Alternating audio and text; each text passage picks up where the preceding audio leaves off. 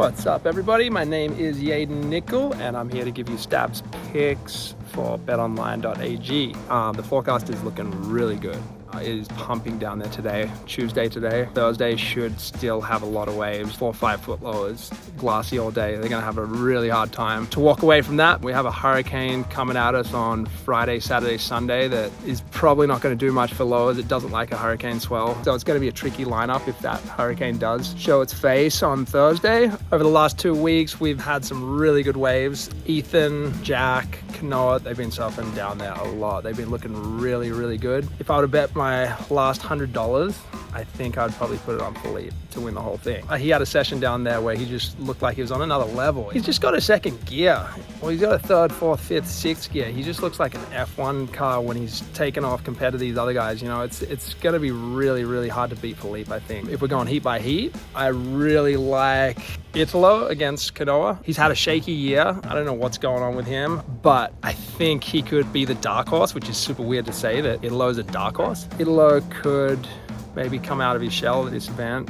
Kanoa's been looking really solid. I don't think he's gonna win that first heat though, not against Italo. So we got the second heat. If we're going Italo and Ethan, two really different surfers, but I would think Ethan's got the edge there. He's been looking so good in free surfing. He just has perfect technique, perfect placement.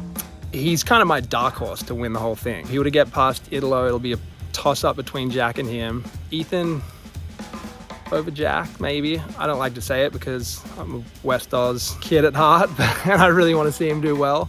But maybe Ethan and Philippe final. And then it would be really, really, really, really hard to beat Philippe out of 3. So for the girls, I think it's the same situation for the men's as the women's right now. Carissa's just on another level with where she's at lowers. She surfs the place so well. Tatiana last year, she surfed incredible in the finals and it still wasn't good enough. You know, if I had that last $100 again for the women's, I would probably put it on Carissa.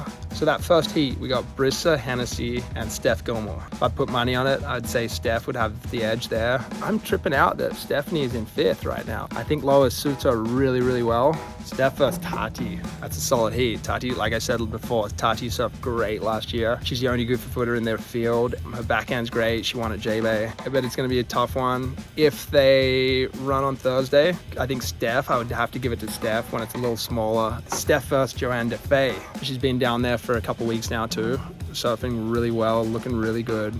Still, there's just that part of me that thinks Steph could win that heat. And then any of these girls have to run into Carissa. So it's gonna be really, really hard for them. So there it is, they're my picks. Hopefully you guys do well. And yeah, good luck with it all. I guess I'm a San Clemente local. Kind of feels weird saying that, but